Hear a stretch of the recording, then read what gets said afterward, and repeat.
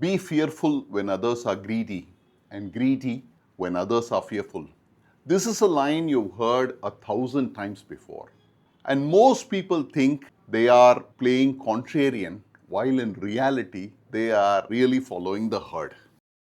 Today, we are going to don the Warren Buffett hat and look at two very important pillars of investing.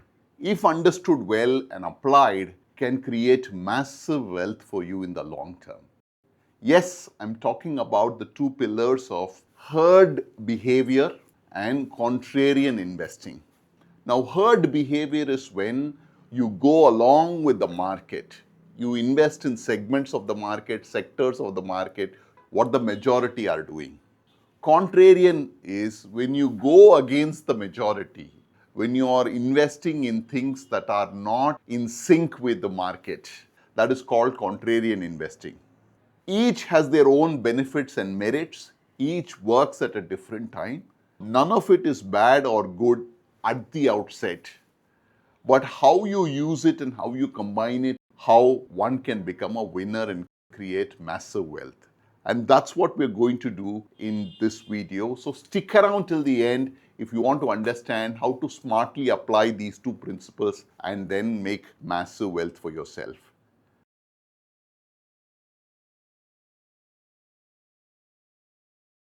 Let's now dive into what is herd behavior. As the name goes, like a herd, you are following the group. You are investing in line with the market. Psychologically, people do this because it feels safer. People do it for FOMO effect, fear of missing out. I don't want to miss out on what everybody else is getting, so I want to do what they're doing. There is also the comfort that if something goes wrong, I'm not alone. There are a bunch of people who have done the same. So all of us get it wrong. There is still a little consolation in this whole approach. Early in 2000, you had the dot-com boom, and then you had a massive burst. People bought anything that had a dot-com in it. Then we know what happened. And of course, the crypto mania in 2017 and 2021, when crypto, bitcoins, and so on and so forth hit massive highs before collapsing as well. All these are plays in which the herd mentality led to massive investors piling on investments at one point in time, and then the meltdown happened, making huge losses for people. When are the situations when herd behavior works? In most cases, herd behavior works temporarily. In short time, herd behavior tends to play out because generally everybody is buying into the market is doing well, so in short time, you tend to get it right. Second, let's say you are entering into a theme that is yet to be discovered fully. If you're in the early part of the theme, following the herd may be a great way for you to see great value emerge for you. So you can stay in the game for a much longer period and yet realize great value if you're early in the game. What are the big mistakes that happen and how do they happen in herding? Most of the big mistakes that happen in herding is when you buy at the top. Like we see the frenzy happening in every segment of the market. I still don't know whether we are at the top or the bottom, but yes, there is a frenzy in AI. And if investors who aren't accustomed to taking high risk enter into it at this point in time, I think you are following the herd, so to say. Next is when there is panic selling. And there's a panic selling and you're selling in a frenzy. There also you will find that you exit at a reasonably good loss. So both on the entry side and exit side, herd behavior can be hurtful if not done reasonably well. Typical herd behavior comes from chasing last year's winners, last quarter's winners, so on and so forth. As Warren Buffett said, the crowd is often right in the short term, but dangerously long in the extremes. So herd behavior is great for short term, and many a times it can give you reasonable returns, but in the long term, you need to be careful about following the herd. Next, let's look at what is contrarian and what is that approach. Contrarian investing is deliberately going against the grain of the market, buying when others are fearful or selling when others are buying is typically the contrarian approach. Contrarian means that you are intelligently analyzing the market and making sure that you're buying into something that has great value because the market has not yet recognized value in that portfolio. That's how you have to define contrarian. As Warren Buffett said, price is what you pay, value is what you get. When fear drives price down below the intrinsic value of the stock, that's when there is a huge opportunity for the contrarian investor to come in and buy. Classic examples of contrarian are when the global financial crisis broke. We know that Warren Buffett went in with a load of cash and bought some of the best companies in the world at record cheap prices and then exited, then made huge returns for him. Similarly, more recently, during the COVID time, when the markets dropped almost 50%, large investors used their cash to buy quality companies at very low prices only to reap quick returns on that. So these are all classical large-scale contrarian behaviors that we have witnessed which have created massive wealth for investors. What are the situations in which contrarian investing works? When there is extreme pessimism in the market. Like I said, when the global financial crisis, extreme pessimism on the financial side. And if you can see through these are temporary setbacks and things will bounce back, you will have a great opportunity of investing in these times. Strong businesses going through temporary problems. There could be a regulatory hitch. There could be a cyclical problem with that company. Therefore, the stock market punishes that stock. You as a contrarian investor can take a call whether it's a good time to invest. And when valuations are cheap, vis-a-vis historic, for a variety of different reasons. It could be because of the sector attracting low PE or the country attracting low PE. So many other things can impact. So in all these circumstances, contrarian investing can create an opportunity for an investor to come in and make massive wealth when the things turn around.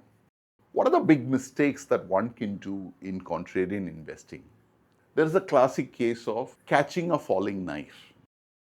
You bought a stock, you looked at a stock which was 500 rupees, which for some reason became 250 rupees. And if you didn't do enough homework and you went and bought that 250 thinking that it's a contrarian opportunity, it could actually be a falling knife and it could fall to 50 over a period of time, further diminishing your capital. So this phenomenon of buying a stock which is falling and then it falling further is called catching a falling knife. And like you can imagine, if you try and catch a falling knife, the knife will cut your hand and go through your hand. That's what it means. So it can damage your portfolio and your wealth. So if you go contrarian too early, you will have to have deep pockets to stay invested for long. Else that would also be something that will work against you. There are also ego-driven situations where there are investors who believe I am right, everybody else is wrong. Just going based on ego can also lead to destruction, especially during contrarian investing. As Buffett says, contrarian is a great way to invest, but one has to be nuanced, one has to be careful after having due homework and then go into a buying spree. When should one use herding? And when should one use contrarian? That's what we're going to talk about. Herding. Let's say you're in a strong bull market. A herd philosophy is not a bad way to invest because you see a long runway, you have a good economy, the economy is doing well. Herding kind of a behavior in investing may not necessarily be a bad idea. If you lack the time or the energy to do the research, you can follow herd in the form of an index fund or an ETF. They are great ways to play the herd market. When should you avoid herding? When valuations are at extremes, historical extremes. Either they are very, very high or very, very low. Both ways largely do not go with what the market believes. When there is too much of optimism, too little of pessimism, that's also a time when one needs to be a lot more careful about following the herd. Now, when should you use a contrarian philosophy? When markets are in panic mode. Typically, contrarian opportunities show up when there is a panic in the market or panic in the economy or something like that. When you see the price of the stock is below the intrinsic value of the stock, that's when it's a great opportunity to pick up the contrarian buys. When there is a stock specific or a sector specific crisis, but not the whole of the industry, then you will find opportunities for contrarian bets. When are the times to avoid contrarian bets? When the business model itself is broken, either the industry is becoming obsolete or the industry is highly leveraged, are all examples when you got to be very careful trying to pick a contrarian theme within that.